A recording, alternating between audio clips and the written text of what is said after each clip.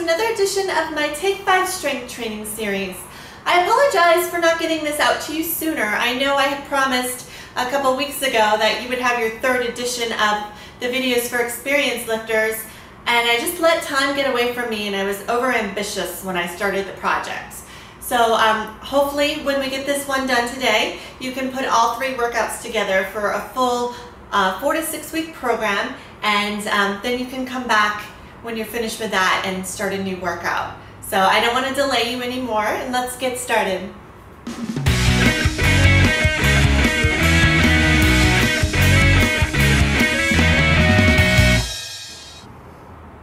The first exercise in our workout today is the double elevated, or the shoulder and foot elevated single leg hip thrust.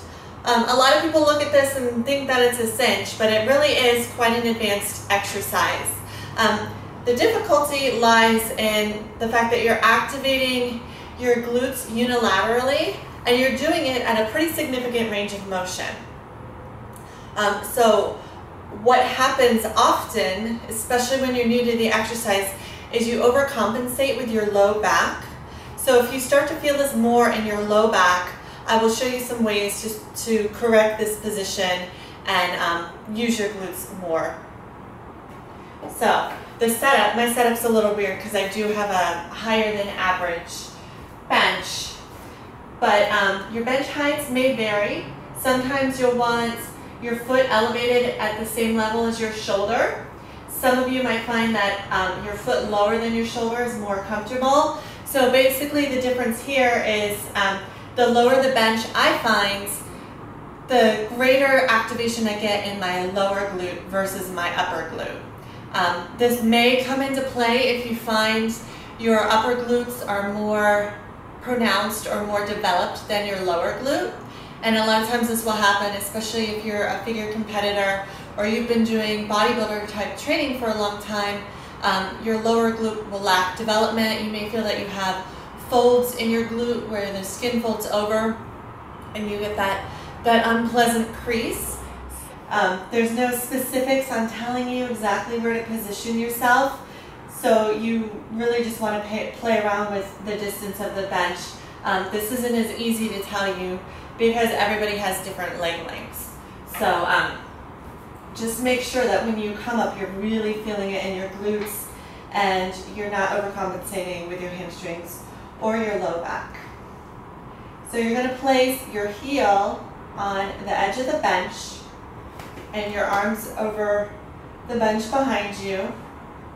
Leave your free foot up and just lift straight up, and you'll notice when you come up you're really squeezing that glute at the top, and come straight back down.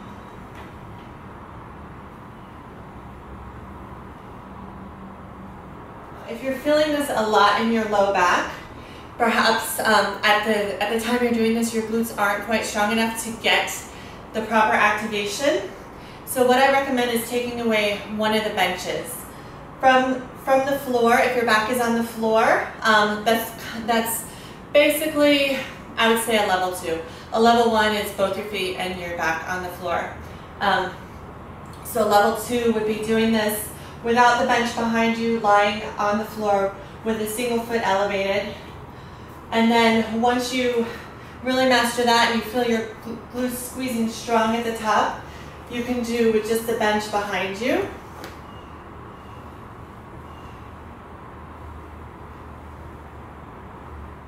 Your next exercise is a single arm T-bar row. I'm going to give you a couple options here, and you can stick with whichever one is most comfortable for you. If you go to a commercial gym, you might have in your exercise equipment there a T-bar apparatus. If not, you can always just grab a barbell, stick your weight on the end of it. I recommend backing it up into a wall or something sturdy so that as you're exercising, the bar doesn't slide away from you. Now on a standard T-bar row, you straddle the bar, and sometimes you can use a D handle, or the apparatus will have handles for you to hold, and you row the weight straight up into your chest. Your two options here are, again, straddle the bar and just use one arm to row using the same motion. Or for a greater challenge, you can stand outside of the bar, which will give you a greater range of motion and really allow you to pull into your lat muscles and get a good squeeze at the top.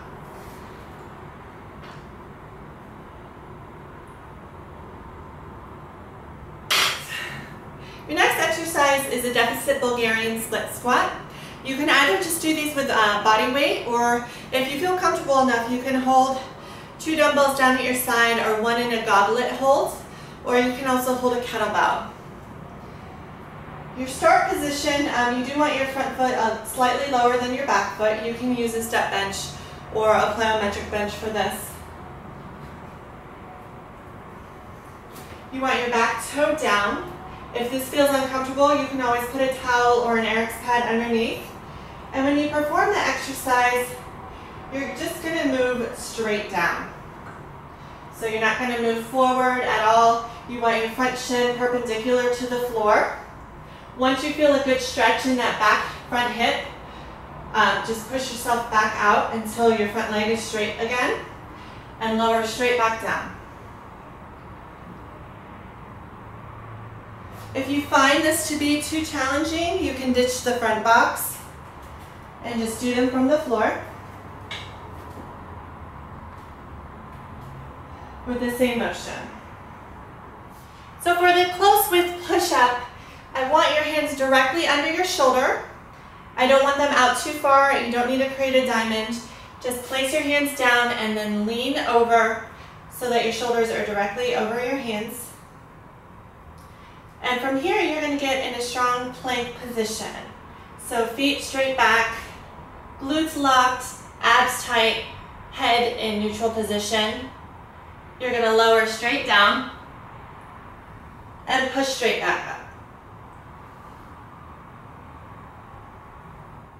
For your last exercise, you're going to superset a TRX jackknife with a prone hip abduction.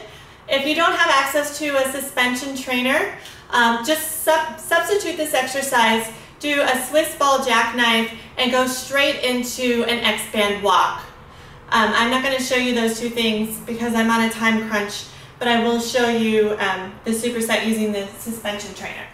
This is a great superset to do on a suspension trainer because you don't have to make any adjustments. You're going to be in the same position throughout the exercise. From here, I want you to get into a strong plank position. So glutes locked, abs tight, tuck your knees into your chest. For the prescribed reps, and go straight into the hip abduction. I hope you enjoyed your workout and you're able to put all 3 of these workouts together to come up with a really good month-long program. I want you to progress every week, so I want you to get stronger, go up in weights, move up in reps, reduce the amount of time that you rest between your sets, and make that 4th, 5th, or 6th week, whatever you decide to be your last week, your hardest, and just go strong. And we'll reconvene and we'll meet again for some new workouts. Have a great day. I'm gonna go get a drink. It's hot.